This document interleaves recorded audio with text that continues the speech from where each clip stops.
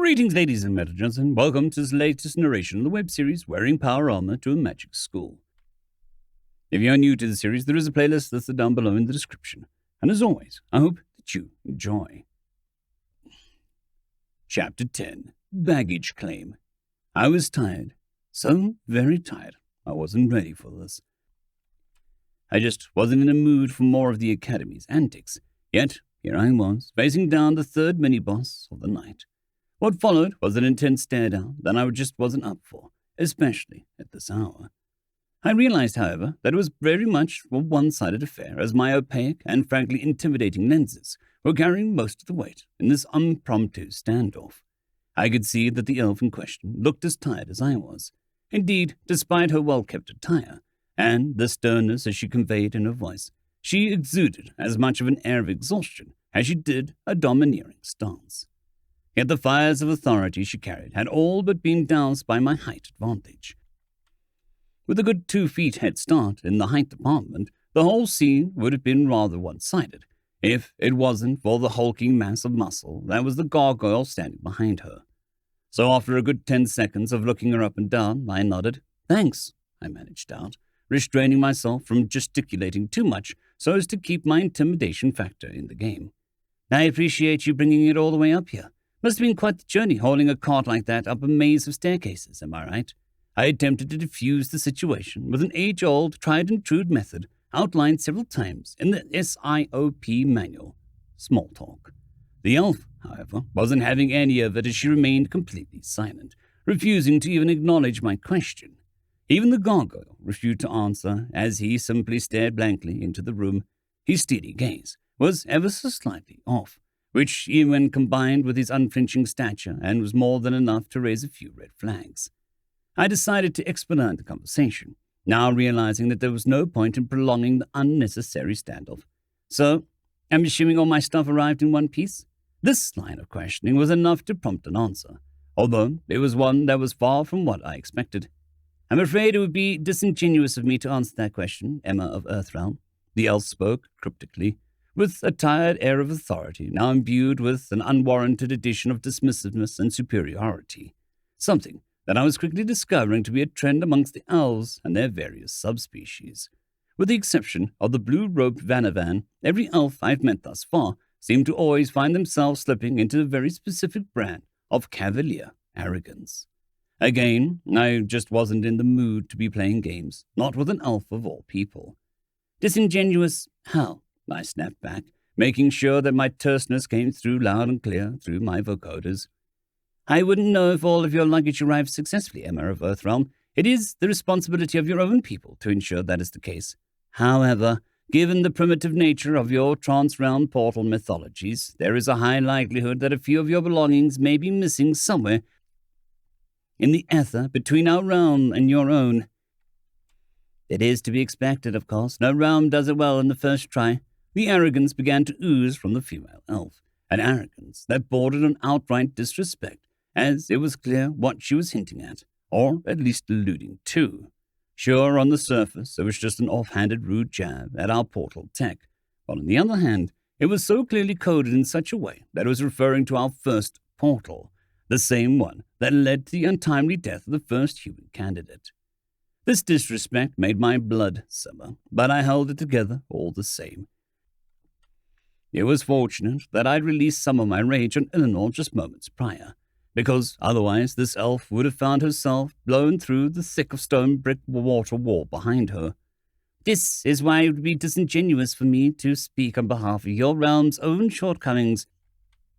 I simply wish to be as candid and earnest as I can in any discussions with our esteemed first-year peers," the elf continued, which only prompted me to shrug dismissively in response.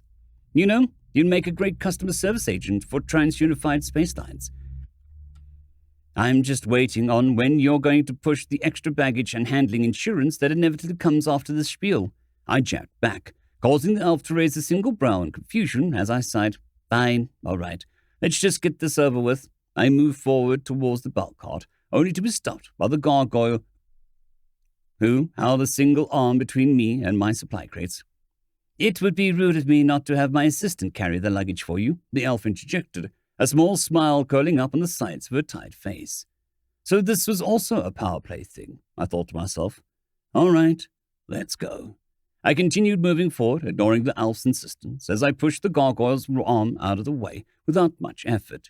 It was only when I had wrapped my arms around one of the large crates that the gargoyle moved in, using one of his oversized hands to wrap around my wrist without warning. I insist, the elf spoke again, in that indignant tone of voice. Warning, maximum pain threshold on right hand exceeded. Auto disconnect of haptic feedback engaged. You're actually willing to hurt your students to satisfy your power fantasies. Really? It was with this sudden transgression that I turned to face the elf with my helmet's expressionless gaze. I made sure my point was known, as I allowed the gargoyle to continue pinching down on my wrist. As the seconds ticked on, I refused to acknowledge the pain or even the discomfort that would have been felt if it wasn't for my suit. This clearly began to bother the elf.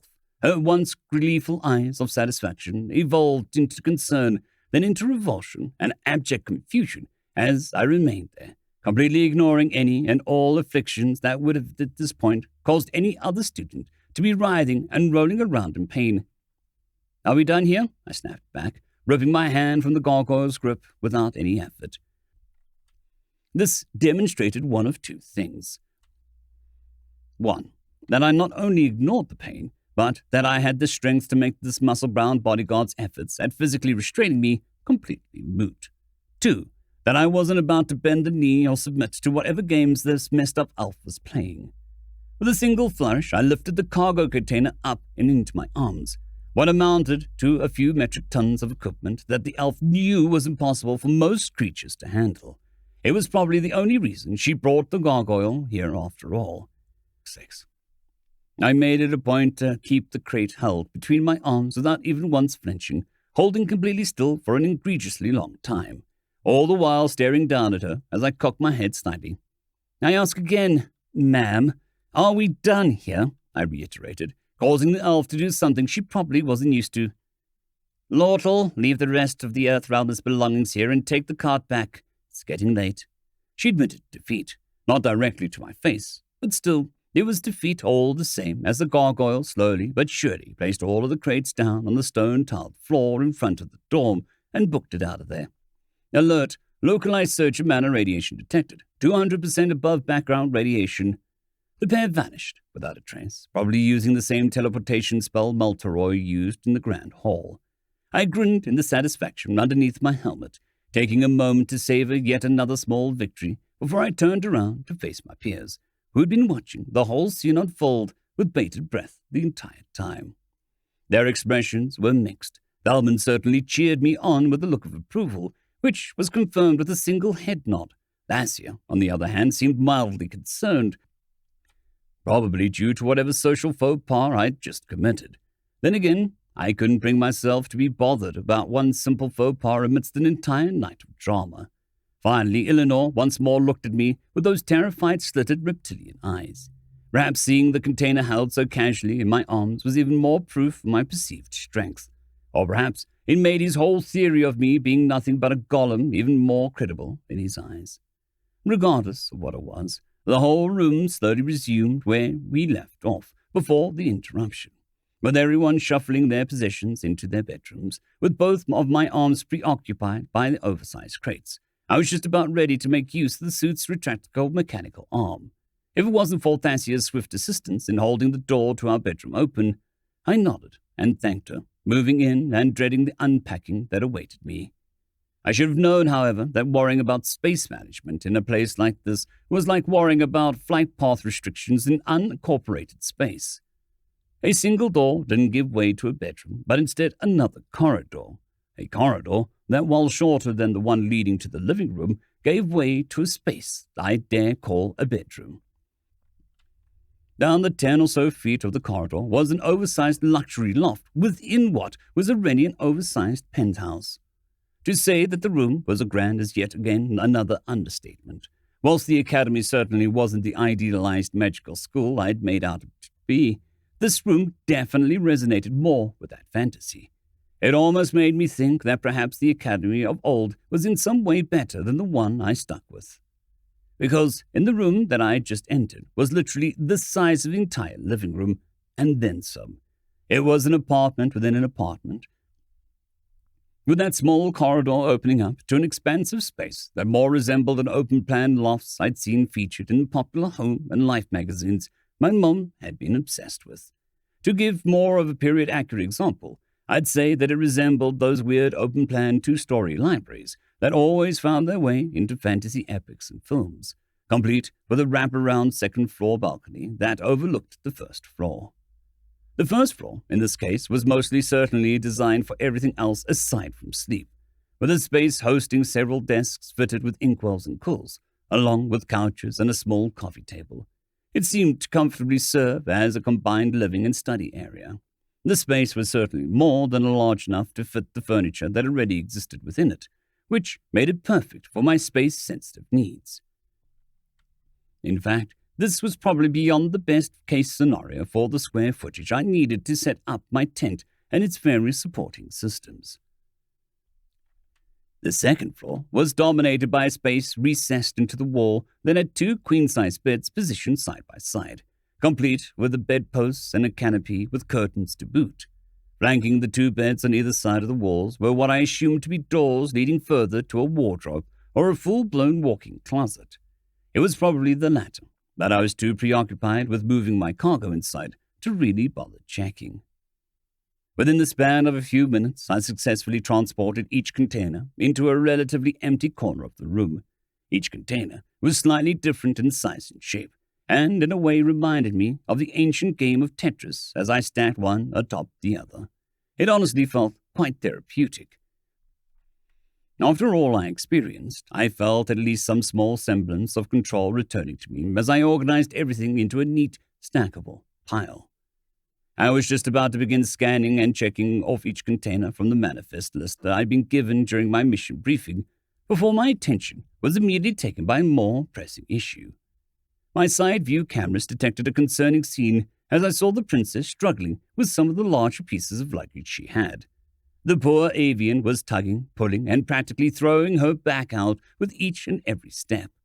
This made me spring into action without hesitation. As I leapt over, grabbing the oversized piece of luggage that would honestly have been quite at home in a vintage collection of one of the designer bag brands back on Earth. "Here, let me, princess," I spoke insistently, with both my hands reaching for either end of her luggage. With a bit of reluctance, she finally agreed, giving me that courtly head nod that only royals could give. "Thank you, Emma," she replied, which prompted me to give my own, less graceful nod. "Hey, you're the princess and I'm the knight, remember?" I teased, hearkening back to our first interaction a few hours back. "You did me a solid saving me twice already." "It's only fair that it's time for your knight to do some of the saving," I snickered, as I felt more and more myself, finally winding down with Eleanor promptly out of the question, and with the world condensing ever further into privacy of our 4 walls. This was something I was more than grateful for after a rapid-fire gauntlet of existential panic after existential panic. I continued moving back and forth between the living room and my new bedroom, picking up the rest of Tassia's luggage with ease. With a single piece of luggage under each arm and a suitcase in either hand, I turned to face the avian without much fanfare to ask, "So, where do you want them, princess?" "The suitcases can be placed next to the dressing room. The luggage containing the royal seal should be placed at the foot of my bed, of which I'll take the left, and the other piece of luggage can be placed near the lounge chair." Tassia stopped in her tracks as her avian eyes blinked rapidly. It was clear something was developing rapidly through her head, and she visibly winced in front of me and placed a single feathered arm against her chest and another by her side, bowing ever so slightly. My sincerest apologies, Emma. I answered in a manner that was incredibly unbecoming and disrespectful of your rank and station. Please forgive me." Before I could answer, however, the princess stood back up and took a immaculate posture of hers and continued, "I am not used to these kinds of questions and offers being asked by someone of equal or comparable rank, birthright, or station, not especially one of my peers. This is a question that is generally reserved for those that serve, and royal etiquette and manners overtook me, as I responded far too eagerly. Again, I do apologize, Emma. It has been a quite eventful night, and it is clear that the stresses are starting to take their toll on my social etiquette. It is unbecoming of me and disrespectful of you, and it should not have ever happened, and so, hey, you cut that out all right." I interjected, still holding on to the avian's luggage without breaking a sweat. Excuse me? Yeah, you heard me, right? You cut that out right now, Princess, I reiterated, with a tone that was between caring, concerned, and empathetic, with a hint of exasperation. I don't follow. I get it. Apologies accepted. You and I aren't from the same cultural background, and it shows, I started. However, whereas this would have led to a verbal assault if it were Eleanor, the conversation instead veered into far more constructive and wholesome territory when it came to the princess. You're trying, and that's what counts. Listen, I offered to help, all right? You can boss me around all you like. I appreciate that you backtracked on the whole talking down to me aspect of things. And I appreciate that you see me as an equal, but, heck, this way more complicated than I thought. But I'd appreciate it if you extended the same olive branch to those that you might not normally perceive as your equals. I spoke with a genuine sense of optimism before I finished off my whole speech by moving up to pat the avian on the shoulder. And honestly, don't sweat it. We've both been through the ringer tonight, and you especially had to go through that public dressing down, which, for the record, wasn't okay. I want you to know that, at least within the walls of this room, there'll be none of that crap. Here we're true equals. No taint stuff, no public stigma for those baseless accusations. No nothing. I gripped the avian's shoulder, just a little bit harder. Every word uttered through my vocoders emanating a real warmth to it that lacked any social filters as I gave the princess my most complete and sincerest thoughts. The princess didn't seem to respond at all as she stood there, utterly dumbfounded and shocked. Her eyes widened and her pupils dilated, the same way an owl would in the middle of the night, where they would look like they were completely flabbergasted or indignant about something. I released my hand and took a few steps back, before finally the princess snapped out of her haze and smiled. This time, it was genuine. There was something about it that just wasn't like the polite or courteous or formal smiles that she'd put on before. There was something raw about this one, and I could tell by the look of her eyes that practically glistened with something resembling the look of epiphany. "Thank you, Emma." "Thank you," was all she said. Yet despite those few words, I could hear a difference in her tone and cadence. It was slight, but it was there. With a nod and an imperceptible smile, I began placing the bags that the princess had requested of me, and eventually turned my sights to my own luggage. I made sure to scan each individual container, starting off with the most vital out of all of them, what was affectionately referred to as the tent. Whilst it bore this rather unassuming and almost comically simple name, the contents within were anything but simple. Within this cuboid container, the size of an oversized lounge chair, was a key to my long-term survival here in the Nexus. Whilst the suit was technically capable of being used long-term, if need be, with it being theoretically rated for a full year of complete and continuous use, the prospect of that was more than troubling to say the least. Even during the theory section of the SEER training, I almost always lost the battle with the contents of my stomach anytime discussion for what was known as suit-exclusive survival came up. The tent was a solution to that, a little piece of home forcefully carved out of the fabric of the Nexus's reality, a pocket of safety that defied an otherwise death-filled reality that everyone else here inhabited without a second thought. The entire contents of the container held the bare minimum of what was necessary to facilitate this goal, namely the tent itself, the power supply system, and the mana filtration system that would be vital in establishing that pocket of mana-free environment I needed. It honestly surprised me that everything would even fit in a container of this size, what with the generator and filtration systems being crammed in there. It wasn't a surprise, then, that the fabric of the tent would be so fragile, given how thin and space-efficient it needed to be able to even fit in there. The most vital container squared away and ticked off my list, I moved on to the rest of the 9 containers on the list in order of their significance to survival and mission integrity. The next container held a highly experimental, yet just as vital mana radiation extraction and desaturation device, or the MREDD for short.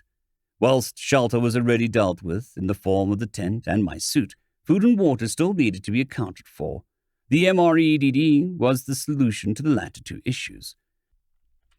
The device would be theoretically capable of removing every scrap of mana radiation from any matter placed within its extraction chamber. with a rate of extraction directly proportional to the density and permeability of whatever matter was placed within it.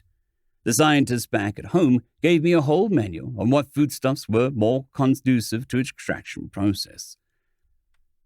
Wet, airy foods such as whipped cream, soufflé, scrambled eggs, and bread were preferable, for instance, whereas harder, denser foods such as pemmican, hardtack, and nuts were contraindicated, as they would take not just more time, but much more effort and energy to fully drain and purify. The container for this device was just about as large as the tents. This was because the filtration unit itself was just about as large, if not larger. The justification for this was simple enough. In order to purify water, and not just air, there needed to be a higher rate of active extraction and energy expended. A continuous and extensive filtration process was needed, which was why the actual extraction chamber was just about the size of a large microwave, and the generator and extraction plus filtration unit was just about half the size larger than the tents. What's more, when in use, the generator for the MREDD would aid in the large suite of devices I had on hand to repair and maintain my suit, as well as to charge its auxiliary batteries.